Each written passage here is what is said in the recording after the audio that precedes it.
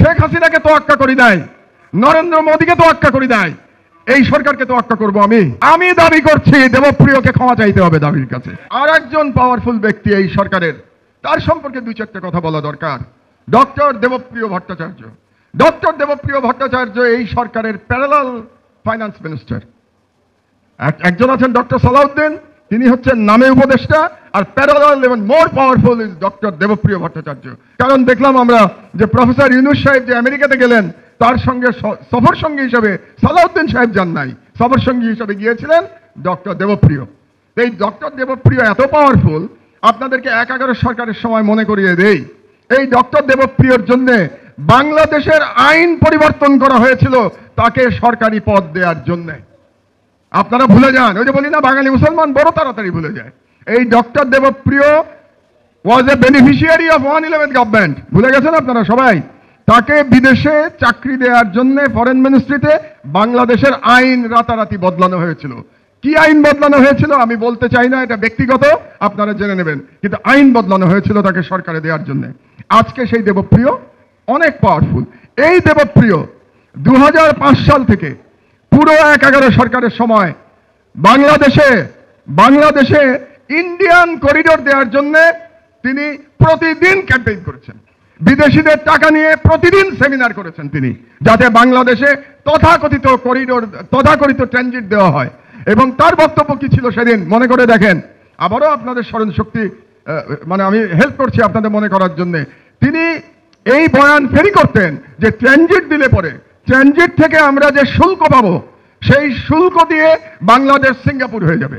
সেই শুল্ক দিয়ে নাকি আমরা এত টাকা পাবো ভারতকে ট্রানজিট দিলে পরে, যে ওই টাকাতেই বাংলাদেশের ফরেন কারেন্সির সব প্রবলেম সলভ হয়ে যাবে, আমাদের আর ফরেন কারেন্সি লাগবে না। দেবপ্রিয় বাবু, আমি জানতে চাই আপনার কাছ থেকে, এই গত 16 বছরে ট্রানজিট থেকে কত ডলার আয় করেছে বাংলাদেশ, আমি জানতে চাই এটা।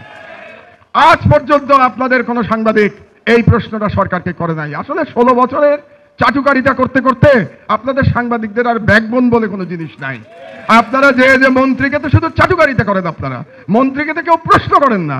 আমরা তো দেখেছি সংবাদ সম্মেলনের নামে কি হয়, তো আমরা দেখেছি এই দেশে।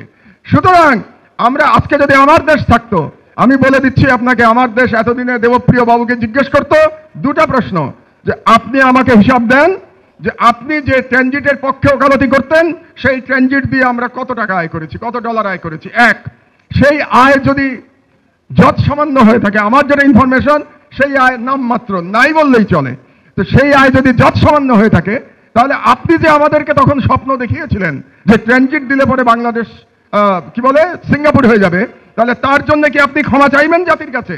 আমি দাবি করছি দেবপ্রিয়কে ক্ষমা চাইতে হবে দাবির কাছে। শোনেন, শেখ হাসিনাকে তোয়াক্কা করি নাই, নরেন্দ্র মোদীকে তোয়াক্কা করি নাই, এই সরকারকে তোয়াক্কা করব আমি। জেল জুলুম আমার হজম হয়ে যায়, ও কিছু যায় আসে না আমার জেল জুলুমে। সুতরাং এই সরকারের ক্ষমতাবান ব্যক্তি ডক্টর দেবপ্রিয়, এই সরকারের ক্ষমতাবান ব্যক্তি ডক্টর ইফতেখারুজ্জামান, এদেরকে কে নিয়োগ দিচ্ছে? ইউনুস সাহেব একবার বলেছিলেন ওনার নিয়োগকর্তা নাকি ছাত্ররা। তো ওনার নিয়োগকর্তা যদি ছাত্ররাও হয়ে থাকে, তাহলে কি এই সমন্বয়করা দেবপ্রিয় ইফতেখারকে চাকরি দিচ্ছে, তাদেরকে নিয়োগ দিচ্ছে? এটা আমার খুব জানার ইচ্ছা রইল। আর এটা যদি না জানে, তাহলে সমন্বয়কদের যে সকল প্রতিনিধি এখানে আজকে উপস্থিত আছেন, তারা যান দেবপ্রিয়র সাথে বসেন এবং আপনারা দেবপ্রিয়কে জিজ্ঞাসা করেন যে ট্রানজিট নিয়ে আপনার ভূমিকা কি ছিল। এটা আমি দেখতে চাই যে ইয়াং জেনারেশন দেবপ্রিয়কে জিজ্ঞাসা করবে ট্রানজিট নিয়ে আপনার ভূমিকা পরিষ্কার করেন জাতির কাছে।